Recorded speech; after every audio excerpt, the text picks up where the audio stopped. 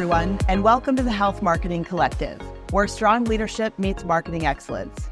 I'm your host, Sara Payne, a health marketing strategist at Imprella Communications, and I'm bringing you fascinating conversations with some of the industry's top marketing minds.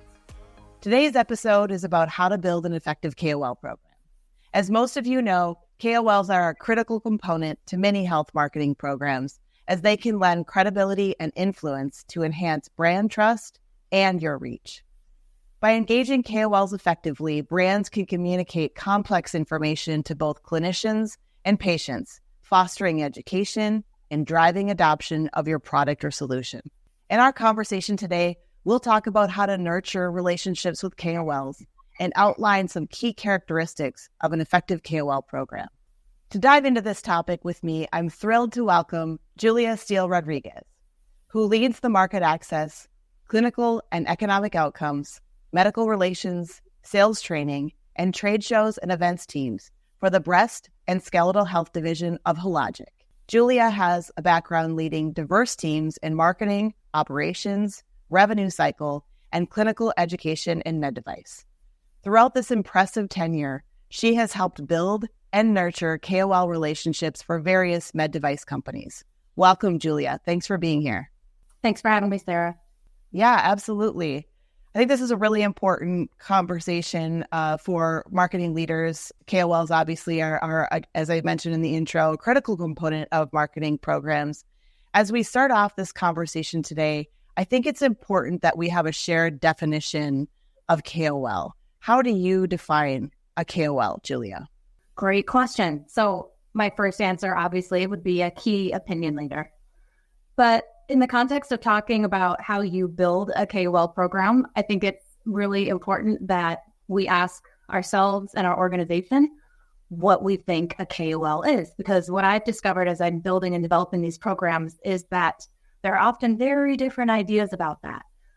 So it's really interesting to talk to different stakeholders, to even talk to the physicians that you have relationships with and understand kind of what they think of a KOL, and get that kind of mutual understanding and a place to start. So I think today in our organization, as we're looking at KOLs, we try to think of it as an objective definition of somebody who's influencing, beyond the walls of our organization, influencing with their peer or influencing their peer group, influential within their industry. It might be patients, as you mentioned. And in order to kind of have that objective assessment of who's influential, you need to look at objective data. And so looking at data sources like publications, participation in research, kind of determining what those objective criteria are.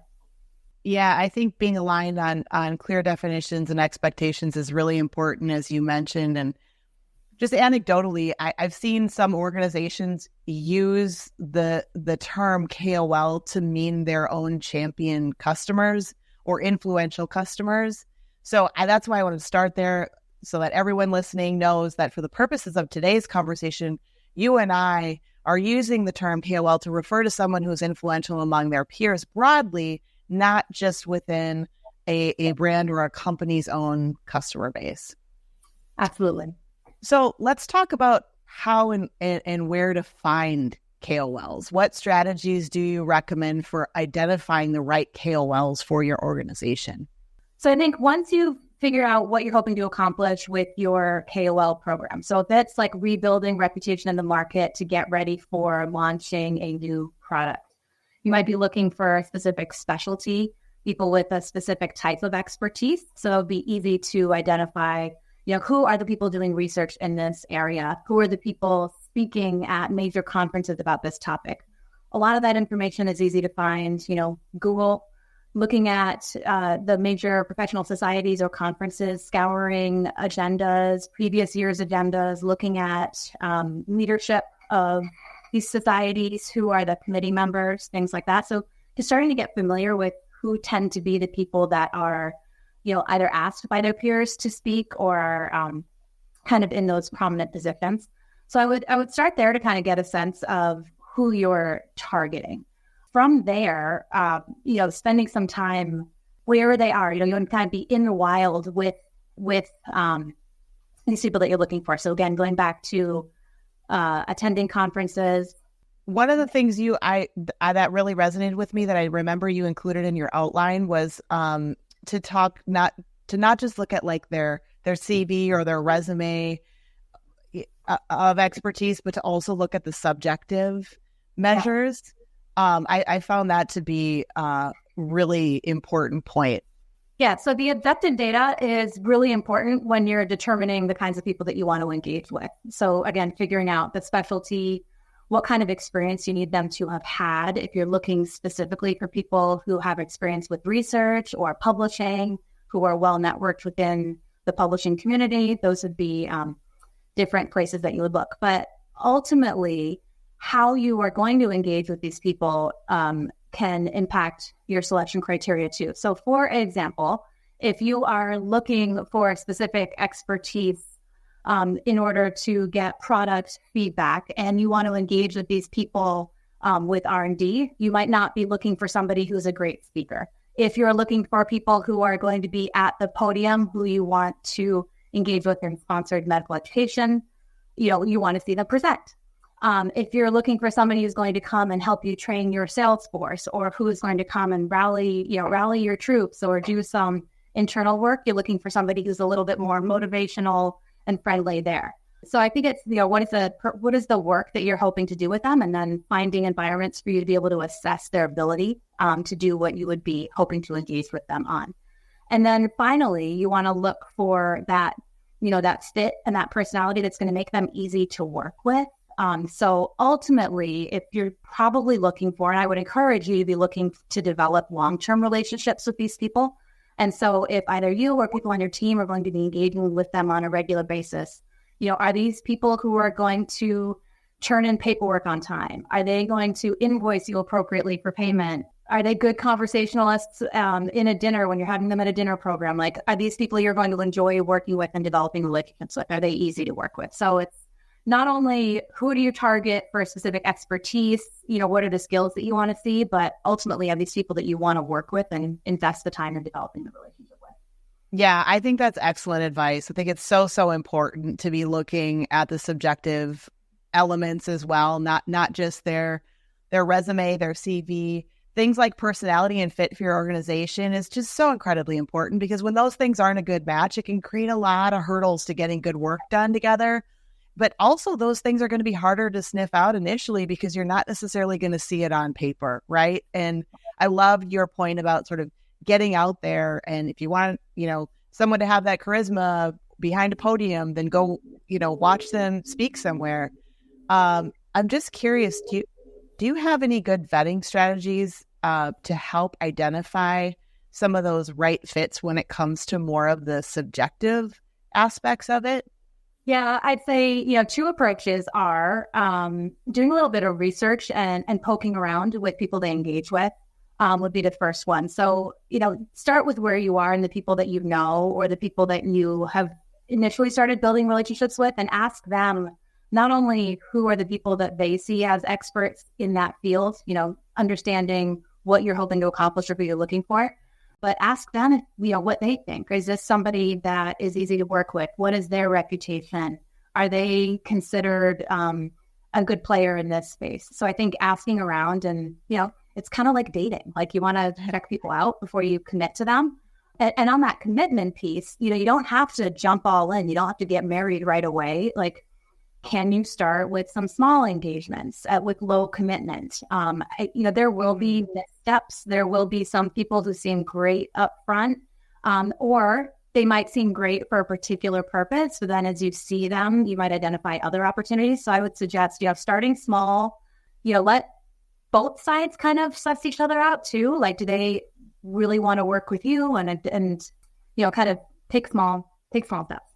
The point you made earlier was about, this start small, but ultimately you want to look at, once you've identified these people are the right fit, you do want to think about this in terms of it being a long-term relationship, right? Because as an organization, you put a lot of time and effort into nurturing and cultivating these relationships. So as you think about that, how can companies foster that long-term relationship with their KOLs, making sure that it's mutually beneficial to them, beneficial to you? And how do you make sure that you're getting out of it what you need to get out of it for the company? The mutually beneficial part is probably the most important thing here. Again, it goes back to being really clear on, what are you looking to accomplish? And if you're really clear about what you're looking to accomplish when you're going out there and interviewing or dating, you can, ask the right questions. You can assess needs and interests. The KOLs are getting as much out of this, possibly not, even more than you are. And I think I've learned that we tend to underestimate and undervalue what they're getting from the relationship. Now, of course, we're often paying them appropriately for their time and years of expertise and influence and, they're all of these skills that they've taken, years and decades to develop. And so that is one exchange of value. But they also recognize that, we're kind of in a new world where we have to partner industry and KOLs together. This is how most research is happening. They see the value and are interested in playing a part in influencing where organizations are going, how we're developing markets, how innovation is happening. So I think I've been really surprised with the curiosity of a lot of the KOLs. I assume that their interest was in, research and in publishing and in, those other more traditional benefits that we think of KOLs getting from engaging with industry. But where I'm having the most fun is learning they want a peek behind the curtain. They want to understand how organizations function, how we think about the market, how we decide when and where we take products to market. I think it helps, not for everybody, but I think there's a good number of people that just have that curiosity. So I found that to be very interesting to uncover when there is that, value in a relationship. And so some of our best relationships over the long term have been with people who have helped us progress and build the market and, develop products over time. So I think if you can find somebody who has that interest, those are the people you're more than likely to maintain long-term relationships with.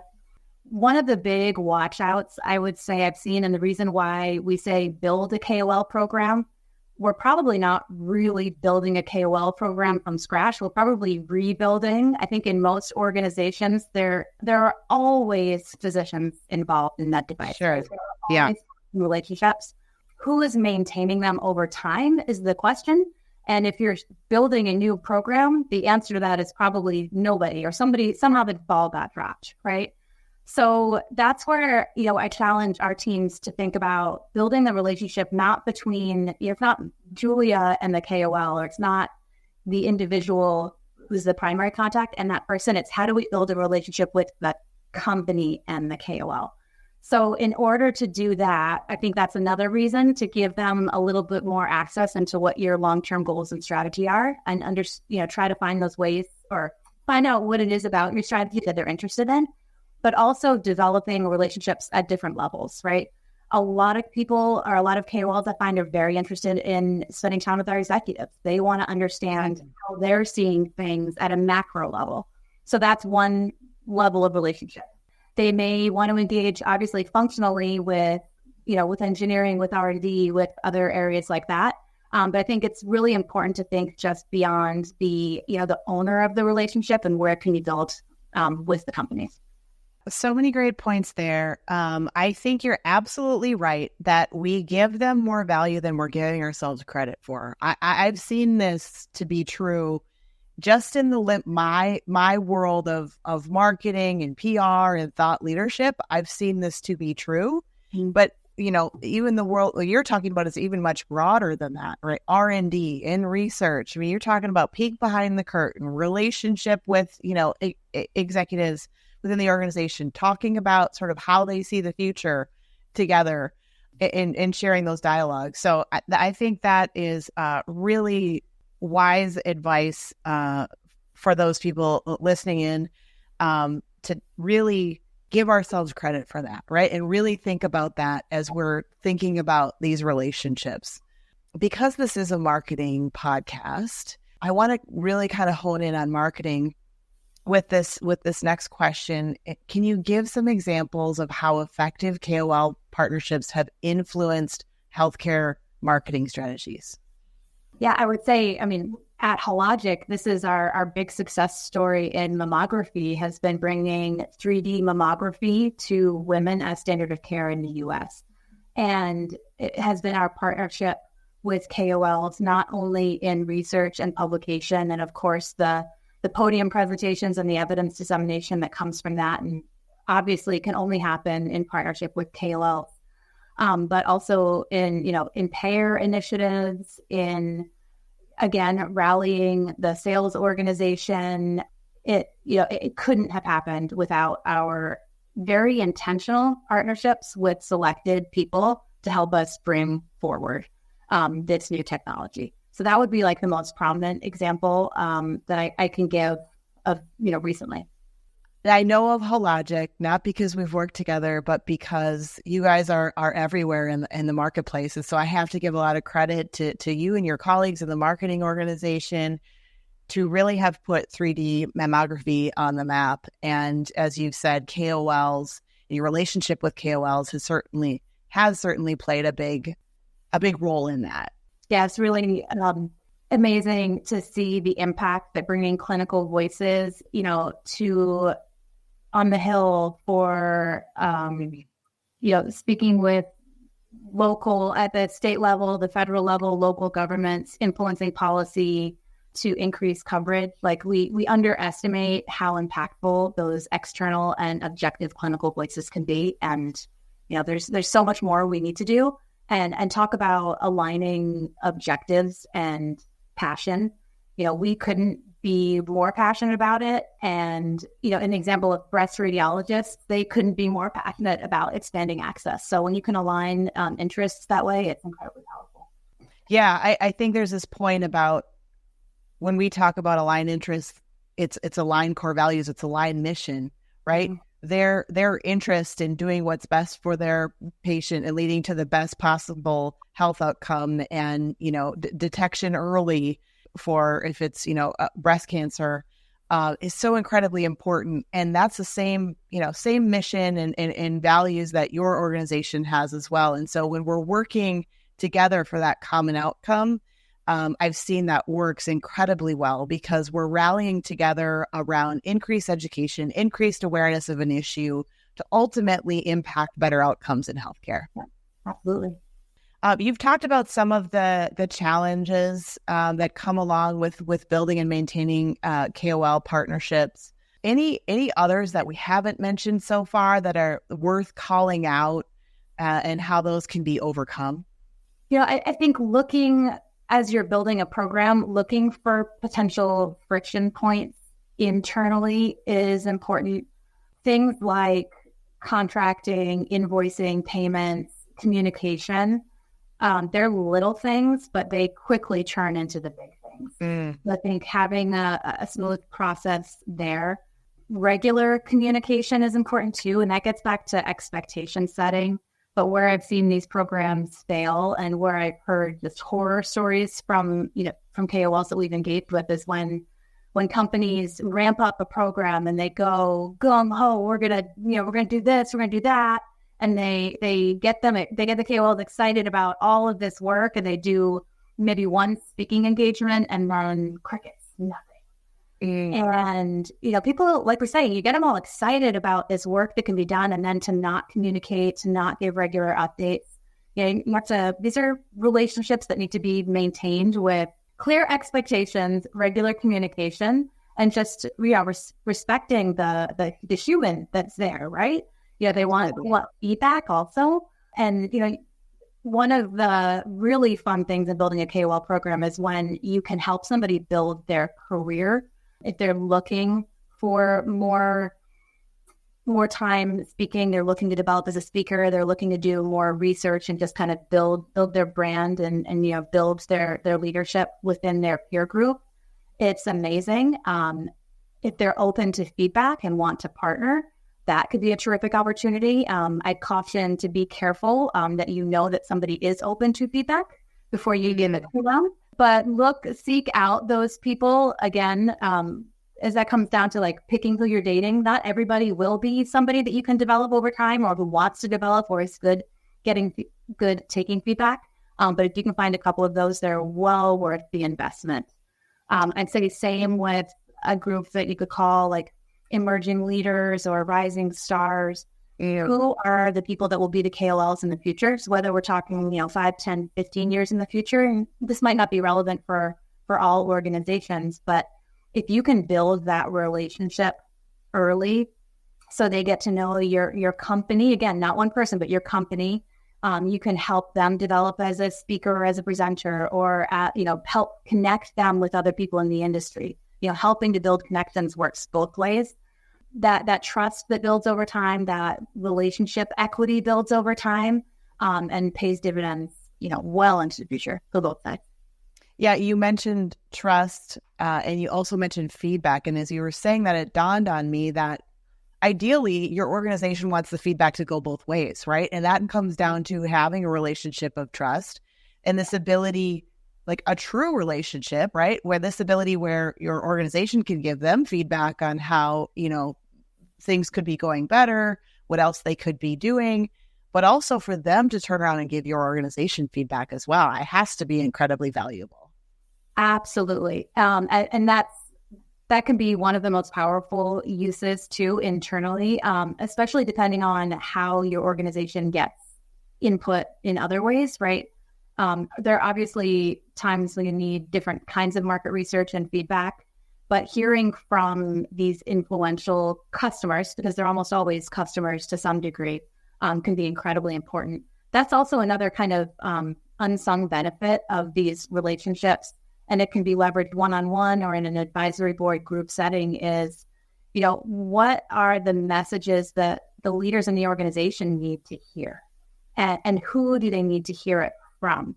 Sometimes it can be incredibly powerful for them to hear a message that may be available other ways, but when they hear it come from key customers, it can have a greater impact. And so for that reason, also when you're looking at fit, you want to think about, are these the types of people that my leaders, that this organization wants to hear from and will hear from? Yeah, great point. Of course, we have to talk about KPIs, right? So how do you measure the success of a KOL program, Julia? Are there any KPIs that are particularly helpful for evaluating the impact of these partnerships? Yeah, so you have to be careful, obviously, with payments, and we're not directly measuring ROI on payments to physicians, of course. But when we look at the goes back to, again, what were we hoping to accomplish in the first place, right? I think there are easy measures of success with a KOL program. Initially, I think it's more anecdotal, where you start to see and hear from internal customers and external customers, whether it's change in sentiment. You can measure, share of voice, whether you're hearing more about your product. Those are a little bit more objective. I would say the subjective measures are the ones that are a little bit more complicated, but easier to come by. Absolutely. Any final advice that you would give health marketing leaders looking to establish their KOL programs? And you said it earlier, maybe it's not established, but reestablish or rebuild their KOL programs. Yeah, I think I've been through it, and I've spoken with a lot of colleagues. There are, it's very tempting to want to go big, and to look at, what is the database that I need to manage these relationships, or what is the software that I need that's going to give me the most up-to-date publication information and, give me visibility into how we're engaging with these people. I think, like most things, it doesn't need to be that complicated to start. And I think it needs to be iterative, especially if you're starting something that the organization hasn't done in a while. So I would caution starting small, be intentional. You can start with a small group and build from there. If you're picking a critical number of people to engage with who share the same desires, vision, value as you, and are willing to help you build a network too, that can be incredibly valuable. And so that time spent picking the first 2 people that you engage with will help you quickly expand and develop a program, rather than getting caught up on we need the top 500 influencers in this field, and we won't stop until we have relationships with all of them. Not really necessary. Yeah, no, I love that point. I think that's really important. Well, I'd like to switch gears here, Julia, for a special segment we call the Collective Quickfire. It's a fun way to end the episode here. I've got 4 questions for you. Are you ready for the Quickfire? Sure. What's the best piece of advice you've ever received? Don't run away from something, run to something. Ooh, that's a good one. How do you stay ahead of market changes and trends in the industry? Oh, I can tie this one back to the subject. It's being curious and developing relationships with people who have different perspectives. And that's the most fulfilling part of engaging with KOLs and the work that this is part of the work that I get to do is, learning, being curious, and just, what are you hearing? What's coming? What's next? What should we be looking at? Love that. What skills are important to you in your own professional development? What are some of the things that you're focused on? I think it goes back to, again, just developing and maintaining curiosity, having some focus and discipline to set aside time each day or each week to be able to do that. And like I said, it could be building relationships and, the conversations that come from those relationships. But there's so much busyness. And if we don't take the time to be curious and to learn, that's a shame. So true. Last question. What's the best podcast episode or book on leadership that you've read or heard recently? I am a huge Adam Grant fan. So I would just say in general, on average, I get a lot from every single episode of his. And it's not all healthcare all the time, but I love that about it. It's just good human advice. Same, yeah. So applicable to so many things in life, whether it's our career or parenting, right? There's a lot of great stuff that comes from Adam. Well, Julia, this has been really fun. Thanks for doing this with me today. How can listeners get in touch with you? Well, these days, the only social media that I'm using is LinkedIn and Strava. So either of those will work. Love to see you on LinkedIn. Wonderful. Well, so many great insights from this conversation today. If you're feeling inspired, do us a favor and subscribe wherever you get your podcast. Thanks for being part of the Health Marketing Collective, where strong leadership meets marketing excellence, because the future of healthcare depends on it. See you next time.